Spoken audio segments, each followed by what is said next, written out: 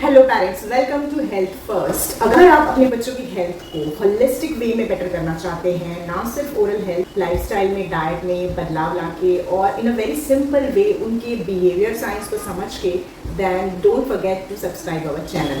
So today's video is about कि कैसे thumb sucking, pacifier की हैबिट या फिर बॉटल फीडिंग हैबिट को हम रोक सकते हैं in a simple way, in a science way. But करना क्यों है, ये क्यों बहुत ज़रूरी है आपका जानना, क्योंकि जब आपको इसके पीछे का वाई पता चलेगा तभी आप अच्छे से सिस्टमेटिक तरीके से उस पर काम करेंगे। सो अगर बच्चा 3 साल के ऊपर तक बॉटल फीड कर रहा है या पेसिफायर हैबिट है या उसे थंब सकिंग की हैबिट है, तो ये उसके पूरे जॉ ग्रोथ को, फेस की ग्रोथ को अफेक्ट करेगा। और ना ही सिर्फ जॉ ग्रोथ, ये उसके बॉडी की ग्रोथ को भी अफेक्ट करेगा, क्योंकि imbalance in jaw growth leads to imbalance in their growth also. American Academy of Pediatric Dentistry कहती है कि आइडियली 18 महीने के बाद से बच्चे की बॉटल फीडिंग की हैबिट कम होनी चाहिए। और ये हैबिट लंबा चलेगी उतना आपको चैलेंज आने वाला है इसे रोकने में। एंड दूसरा, इसके उतने हार्मफुल इफेक्ट्स भी होंगे, वो इफेक्ट्स को आपको रिवर्स करना पड़ेगा, जैसे कि बहुत ज़्यादा दांत या जॉ आगे आ जाएगी, जॉ का विक्ट ग्रोथ रुक जाएगी, बच्चे की स्वेलोइंग बिगड़ जाएगी। सो आगे जाके स्पीच और ये सारे प्रॉब्लम्स आएंगे। सो लेट्स बॉटल फीडिंग की हैबिट को हम कैसे रोक सकते हैं। सो नंबर 1, सबसे पहले पता कीजिए कि आपके बच्चे का करता कब है बॉटल फीडिंग। अब नॉर्मली 3 साल के छोटे बच्चे जो हैं वो सोते वक्त नॉर्मली उनको चाहिए होता है। सो कुछ 4-5 ट्रिगर्स होते हैं। स्लीप के वक्त क्या वो मांगता है, क्या उसे भूख लगती है तब मांगता है, क्या उसे बहुत ज़्यादा बोर हो रहा है, कुछ करने को नहीं तब वो मांग रहा है, क्या वो मम्मी पापा से दूर हो रहा है उस टाइम पे मांग रहा है, क्या उसका इमोशनली वो डिस्टर्ब हो चुका है तब मांग रहा है, रो रहा है बहुत ज़्यादा, या बच्चे का डे रूटीन चेंज हो चुका है या वो डे केयर में जाता है उस टाइम पे मांगता है। तो ये ट्रिगरिंग पॉइंट कौन से हैं आपके बच्चे के, वो आपको फाइंड आउट करना है।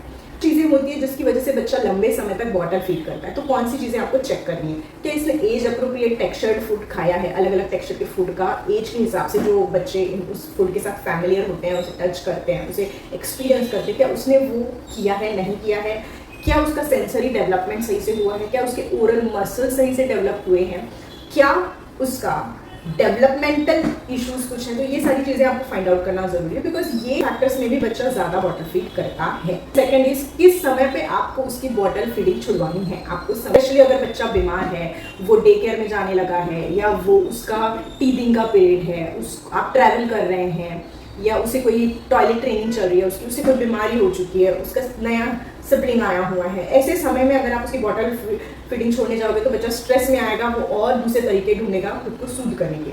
सो फर्स्ट ऑफ ऑल, ये टाइम आपको नहीं चूज़ करना है, ऐसा समय चूज़ करना है जब बच्चा काम है, वो किसी तरह के चेंज में नहीं है, या किसी उसके फिजिकल चेंज या इमोशनल चेंज। अगर बच्चा काम है तो आसानी से 2 से 4 हफ्तों में ये हैबिट छूट सकती है। थर्ड, आपको उसके साथ, अगर बच्चा 2 साल से ऊपर है तो उसके साथ आपको कम्युनिकेट करना है।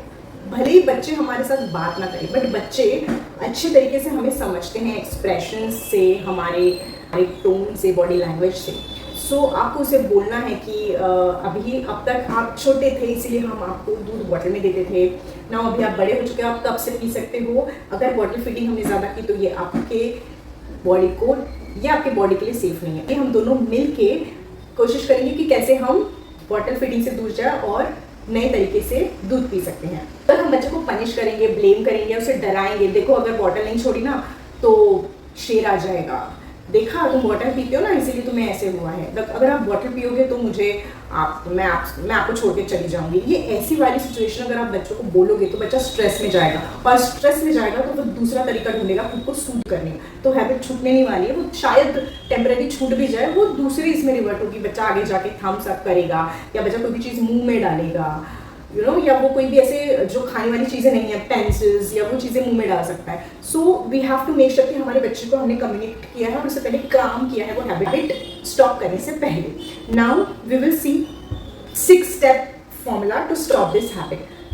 जब प्रॉब्लम छोटी है तो हमारे लिए बहुत ही ईजी हो जाती है। सो जब बच्चा 6 महीने का हो जाता है, बाहर का खाना शुरू करते हैं, तो उसे बीच बीच में ओपन कप देना शुरू कीजिए। ओपन कप में पानी दे दीजिए, दूध दे दीजिए। वो पहले बार में नहीं एक्सेप्ट करने वाला, ये आप पकड़ के चलिए, बिकॉज ये उसके लिए नया है, तो उसको फैमिलियर होना है उस चीज़ से। बट आप दोगे तो धीरे धीरे धीरे उसे पता लगे, okay this is a way to have milk और हैव वाटर। सो वो उससे फैमिलियर होगा। 6 मंथ के बाद धीरे धीरे आपने ओपन कप इंट्रोड्यूस किया। नाउ अब सेकेंड स्टेप, आपको बॉटल फीडिंग का समय जो है ना वो फिक्स करना है। कि पहले तो 1.5 साल तक तो बच्चा जिस टाइम पे भूख लगी आप दे देते थे। अभी आपको क्या करना है, 18 महीने के बाद आपको उसका टाइम फिक्स करना है कि मैं इसे ब्रेकफास्ट में दूंगी, ब्रेकफास्ट का जो उसका टाइम है तब, आफ्टरनून में दूंगी और रात को दूंगी।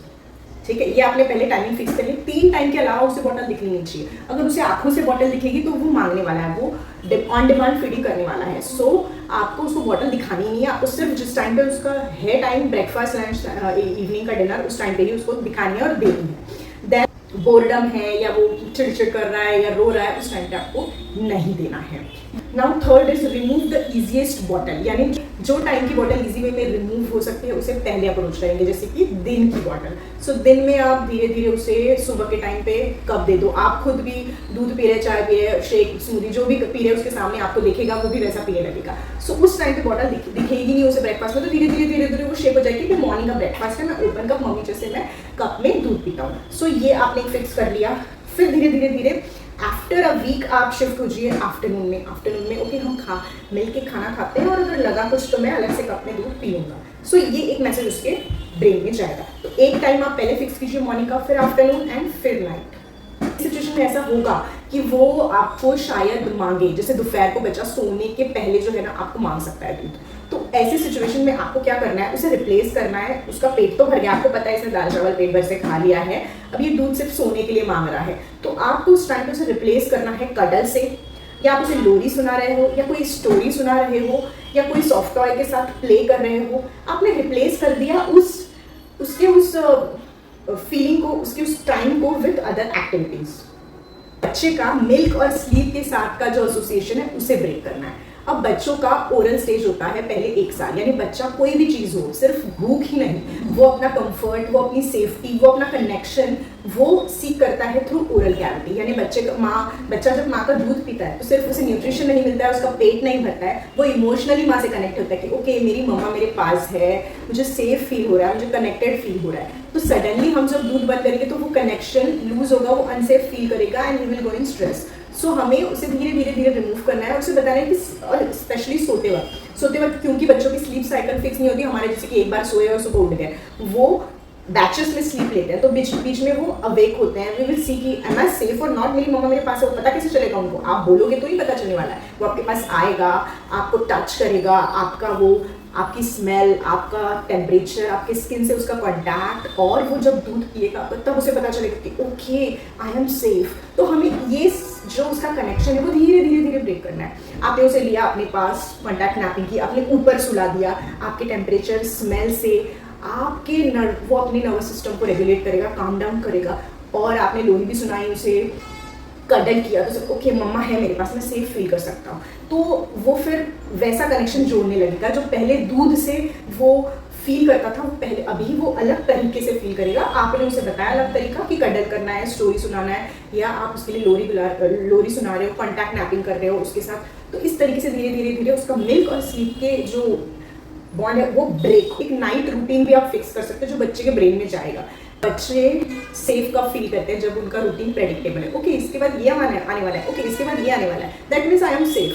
तो हमें उसके रूटीन को ना प्रेडिक्टेबल बनाना है, मतलब एक सीक्वेंस में उसका जो है रूटीन रहेगा। आपने उसे मिल्क दे दिया, अभी मिल्क तुझे मिलने वाला है बट कप में मिलेगा। अब मिल्क मिला, आपने ब्रश कर दिया, ब्रश करने के बाद आपने लाइट डिम कर दी, आपने लोरी सुनाई, आपने कडल किया और फिर वो सो गया। ये जो सीक्वेंस है वो कंटिन्यू रहेगा। तो बच्चे के ब्रेन में क्या मैसेज जाएगा कि ओके इसके बाद ये है, इसके बाद ये है।